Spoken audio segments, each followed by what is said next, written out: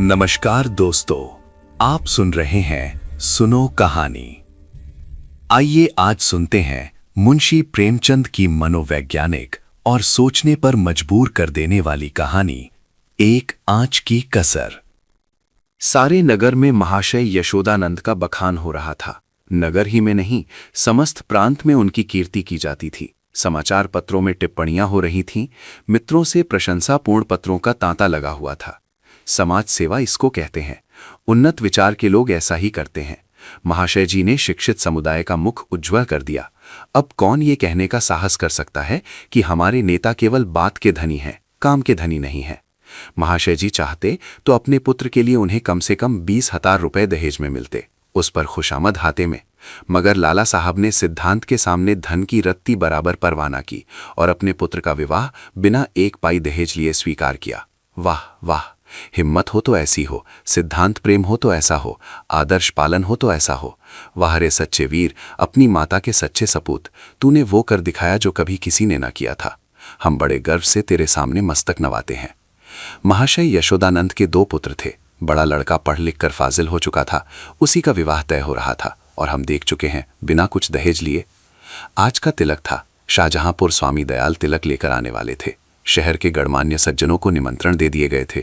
वे लोग जमा हो गए थे। महफिल सजी हुई थी। एक प्रवीण सितारिया अपना कौशल दिखाकर लोगों को मुग्ध कर रहा था। दावत का सामान भी तैयार था।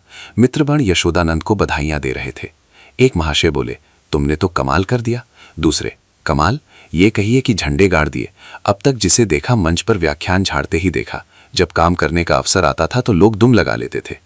तीसरे, कैसे कैसे बहाने गढ़े जाते हैं। साहब, हमें तो दहेज से सख्त नफरत है, ये मेरे सिद्धांत के विरुद्ध है, पर क्या करूं, क्या बच्चे की अम्मी जान नहीं मानती। कोई अपने बाप पर फेंकता है, कोई और किसी खर्राट पर। चौथे, अजी कितने तो ऐसे बेहया है जो साफ साफ कह देते हैं कि हमने लड़के को शिक्षा दीक्षा में जितना खर्च किया है वो हमें मिलना चाहिए, मानो उन्होंने ये रुपए उन्होंने किसी बैंक में जमा किए थे। पांचवे, खूब समझ रहा हूं आप लोग मुझ पर छींटे उड़ा रहे हैं। इसमें लड़के वालों का ही सारा दोष है या लड़की वालों का भी कुछ है? पहले, लड़की वालों का क्या दोष है सिवाय इसके कि वो लड़की का बाप है। दूसरे, सारा दोष ईश्वर का जिसने लड़कियां पैदा की। क्यों? पांचवे, मैं ये नहीं कहता न सारा दोष लड़की वालों का है न सारा दोष लड़के वालों का, दोनों की दोषी हैं।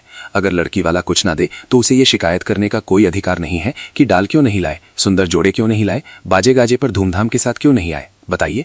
चौथे, हाँ, आपका ये प्रश्न गौर करने लायक है। मेरी समझ में तो ऐसी दशा में लड़के के पिता से ये शिकायत ना होनी चाहिए। पांचवे, तो यूं कहिए कि दहेज की प्रथा के साथ ही डाल, गहने और जोड़ों की प्रथा भी त्याज्य है। केवल दहेज को मिटाने का प्रयत्न करना व्यर्थ है। यशोदानंद, ये भी लेम एक्सक्यूज है। मैंने दहेज नहीं लिया है, लेकिन क्या डाल गहने नहीं ले जाऊंगा? पहले, महाशय आपकी बात निराली है। आप अपनी गिनती हम दुनिया वालों के साथ क्यों करते हैं? आपका स्थान तो देवताओं के साथ है। दूसरा, 20,000 की रकम छोड़ दी, क्या बात है? यशोदानंद, मेरा तो ये निश्चय है कि हमें सदैव प्रिंसिपल्स पर स्थिर रहना चाहिए। प्रिंसिपल के सामने मनी की कोई वैल्यू नहीं है। दहेज की कुप्रथा पर मैंने खुद कोई व्याख्यान नहीं दिया, शायद कोई नोट तक नहीं लिखा। हाँ, कॉन्फ्रेंस में इस प्रस्ताव को सेकंड कर चुका हूं। मैं उसे तोड़ना भी चाहूं तो आत्मा ना तोड़ने देगी। मैं सत्य कहता हूं, ये रुपए लूं तो मुझे इतनी मानसिक वेदना होगी कि शायद मैं इस आघात से बच ही ना सकूं। पांचवे, अब की कॉन्फ्रेंस आपको सभापति ना बनाए तो उसका घोर अन्याय है। यशोदानंद, मैंने अपनी ड्यूटी कर दी, उसका रिकॉग्निशन हो या ना हो मुझे इसकी परवाह नहीं। इतने में खबर हुई कि महाशय स्वामी दयाल आ पहुंचे। लोग उनका अभिवादन करने को तैयार हुए। उन्हें मसनद पर ला बिठाया और तिलक का संस्कार आरंभ हो गया। स्वामी दयाल ने एक ढाक के पत्तल पर नारियल, सुपारी, चावल, पान आदि वस्तुएं वर के सामने रखी। ब्राह्मणों ने मंत्र पढ़े, हवन हुआ और वर के माथे पर तिलक लगा दिया गया। तुरंत घर की स्त्रियों ने मंगलाचरण गाना शुरू किया। यहाँ महफिल में महाशय यशोदानंद ने एक चौकी पर खड़े होकर दहेज की कुप्रथा पर व्याख्यान देना शुरू किया। व्याख्यान पहले से लिखकर तैयार कर लिया गया था। उन्होंने दहेज की ऐतिहासिक व्याख्या की थी। पूर्व काल में दहेज का नाम भी न था। महाशयों, कोई जानता ही न था कि दहेज या ठहरौनी किस चिड़िया का नाम है। सत्य मानिए, कोई जानता ही न था कि ठहरौनी है क्या चीज, पशु या पक्षी, आसमान में या जमीन में, खाने में या पीने में। बादशाही जमाने में इस प्रथा की बुनियाद पड़ी। हमारे युवक सेनाओं में सम्मिलित होने लगे। ये वीर लोग थे, सेनाओं में जाना गर्व समझते थे। माताएं अपने दुलारों को अपने हाथ से शस्त्रों से सजाकर रणक्षेत्र भेजती थीं। इस भांति युवकों की संख्या कम होने लगी और लड़कों का मोलतोल शुरू हुआ। आज ये नौबत आ गई है कि मेरी इस तुच्छ महतुच्छ सेवा पर पत्रों में टिप्पणियां हो रही हैं, मानो मैंने कोई असाधारण काम किया है। मैं कहता हूं, अगर आप संसार में जीवित रहना चाहते हो तो इस प्रथा का तुरंत अंत कीजिए। एक महाशय ने शंका की, क्या इसका अंत किए बिना हम सब मर जाएंगे? यशोदानंद, अगर ऐसा होता है तो क्या पूछना था, लोगों को दंड मिल जाता। और वास्तव में ऐसा होना चाहिए। ये ईश्वर का अत्याचार है कि ऐसे लोभी, धन पर गिरने वाले, बुर्दा फरोश, अपनी संतान का विक्रय करने वाले नराधम जीवित है और समाज उनका तिरस्कार नहीं करता, मगर वो सब बुर्दा फरोश है इत्यादि। व्याख्यान बहुत लंबा और हास्य भरा हुआ था। लोगों ने खूब वाहवाह की। अपना वक्तव्य समाप्त करने के बाद उन्होंने अपने छोटे लड़के परमानंद को, जिसकी अवस्था 7 वर्ष की थी, मंच पर खड़ा किया। उसे उन्होंने एक छोटा सा व्याख्यान लिखकर दे रखा था। दिखाना चाहते थे कि इस कुल के छोटे बालक भी कितने कुशाग्र बुद्धि है। सभा समाजों में बालकों से व्याख्यान दिलाने की प्रथा है ही, किसी को कुतूहल न हुआ। बालक बड़ा सुंदर, होनहार, हंसमुख था। मुस्कुराता हुआ मंच पर आया और एक जेब से कागज निकालकर बड़े गर्व के साथ उच्च स्वर में पढ़ने लगा। प्रिय बंधुवर, नमस्कार। आपके पत्र से विदित होता है कि आपको मुझ पर विश्वास नहीं है। मैं ईश्वर को साक्षी करके धन आपकी सेवा में इतनी गुप्त रीति से पहुंचेगा कि किसी को लेश मात्र भी संदेह ना होगा। हाँ, केवल एक जिज्ञासा करने की दृष्टता करता हूं। इस व्यापार को गुप्त रखने से आपको जो सम्मान और प्रतिष्ठा लाभ होगा और मेरे निकटवर्तियों में मेरी जो निंदा की जाएगी, उसके उपलक्ष्य में मेरे साथ क्या रियायत होगी।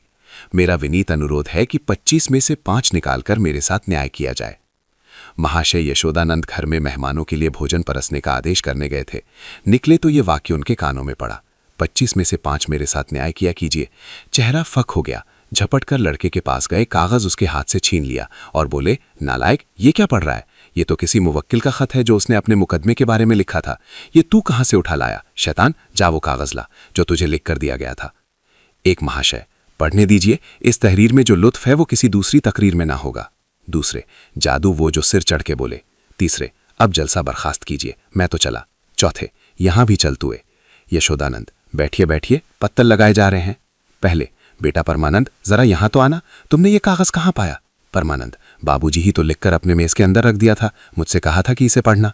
अब नाहक मुझसे खफा रहे हैं। यशोदानंद, वो ये कागज था कि सुअर? मैंने तो मेज के ऊपर ही रख दिया था। तूने ड्रॉर में से क्यों ये कागज निकाला? परमानंद, मुझे मेज पर नहीं मिला। यशोदानंद, तुम मुझसे क्यों नहीं कहा? ड्रॉर क्यों खोला? देखो, आज ऐसी खबर लेता हूं कि तुम भी याद करोगे। पहले ये आकाशवाणी है। दूसरे, इसको लीडरी कहते हैं कि अपना उल्लू सीधा करो और नेक नाम भी बनो। तीसरे, शर्मानी चाहिए, ये त्याग से मिलता है, धोखेधड़ी से नहीं।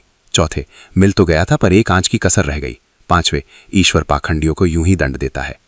ये कहते हुए लोग उठ खड़े हुए। यशोदानंद समझ गए कि भंडा फूट गया, अब रंग न जमेगा। बार बार परमानंद को कुपित नेत्रों से देखते थे और डंडा तौलकर रह जाते थे।